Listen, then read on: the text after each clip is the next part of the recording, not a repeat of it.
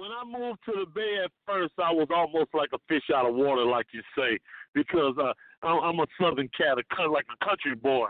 It's kind of a little bit slow out there, and it's a little bit faster out here in Cali. Yeah. But I adapted to the terrain. Yeah. Now were you this '89?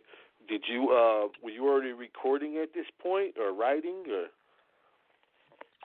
Before I left New Orleans, I was already in the rap game. I was already doing little shows here and there because New Orleans is a little small town, but got a big heart.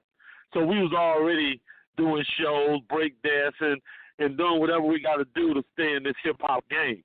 So before I came to Cali, I was already inspired to be a rapper, to be in the music game, to leave my mark in there.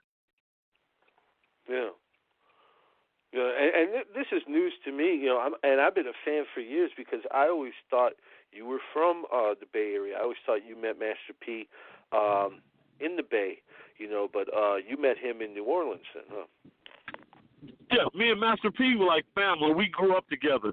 We've been knowing each other since we was 5, 6 years old.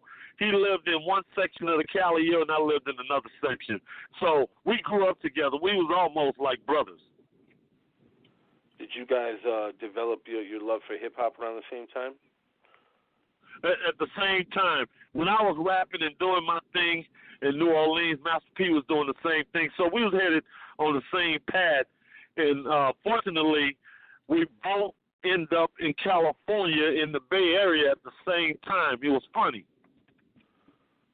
Wow. Two guys from the same place, and you moved. Well, of course, he's in Richmond, and you're in Oakland. You know what I'm saying? And I know Get Away Clean came out in '90, if I'm not mistaken.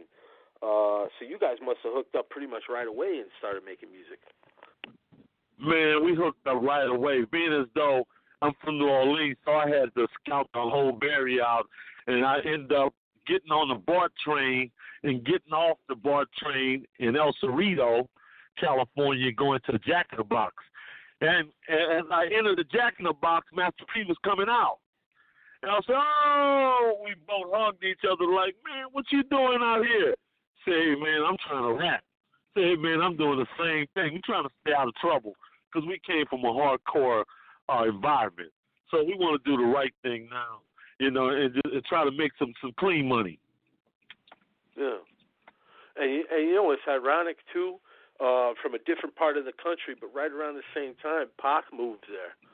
Right around '89. Wow. With the Strictly Dope.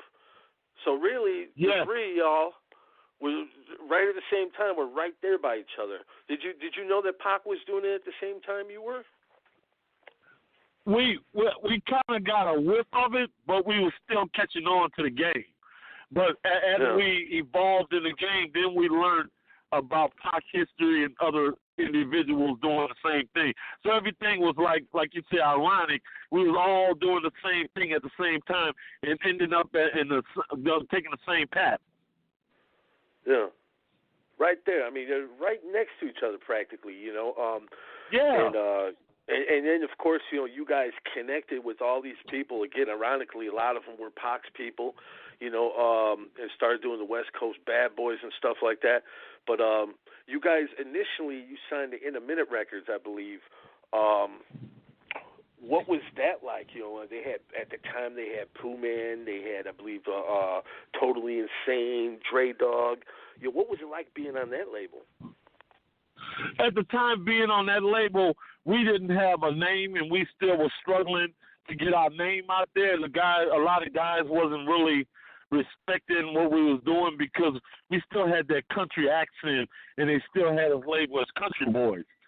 But we was from Richmond, and they knew it, but they knew where we came from. They knew our history because we let them know we from New Orleans, but we represent the rich.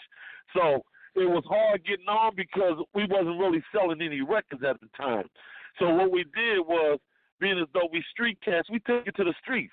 We started putting our music out in the streets and handing it to the guys in the neighborhoods. We started finding out what records was being sold, what cats was hot, and what was going on, and we hit these different spots where these guys was buying and selling these CDs at. You guys were just getting your feet wet, so to speak, but you're running into all these different people. All these different people. You're making all these connections, man, at the right places at the right time. And, of course, when did Tobin Costin come into the mix? Was he already down with you guys? Okay, here's the deal. We did the deal in a minute with the Getaway Clean. Okay, as the Getaway Clean was distributed, what we did, we hit the streets, but we end up heading down to Texas and getting into some trouble. We got into an altercation where I end up doing a little prison stint because it was a violent crime that I did on some act that happened in a club that somebody wanted to hurt P, and I took revenge out on whoever did that, and I ended up getting a little time. So as I did these 2 years in the Texas Department of Correction, Master P released Understanding the Criminal Mind and Mama's Bad Boy in a minute. That started getting aroused around. We started getting a little circulation around there because, well, at the same time when I was doing this time, Master P got to do a show with Tupac and Thug Life. So that got his name out there. At the same time, In a Minute had other artists coming through there that had names that Master P was trying to network with, get his feet wet, get really in the door while I was locked up.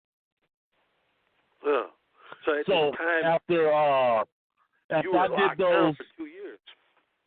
Yeah, after I did those 2 years in Texas, and he dropped Understanding the Criminal Mind and Mama's Bad Boy. When I came out, he said, "Hey King, I think we got it going now, but we need more money." So I was released in 1992, and I got right back. We hooked up again. He found out that I was out. My sister had a hair shop in Oakland. So Master P immediately ran down there. The word was on the street, King George is out of jail, right? So, hello? Yeah, I'm here. Hello? Yeah, let me plug this phone up. Yeah, can you hear me? The word got out on the street that King George was out and Master P wanted to hook up with his boy again. So we hooked up and made the money to do The Ghettos Trying to Kill Me. So we got The Ghettos Trying to Kill Me done with a budget of $6,000 that we hustled from the street. Once we dropped The Ghettos Trying to Kill Me, before we left The Ghettos Trying to Kill Me, we left Jason In a Minute Records because we wasn't really getting paid. So we left them and got City Hall Records in San Rafael to distribute The Ghettos Trying to Kill Me.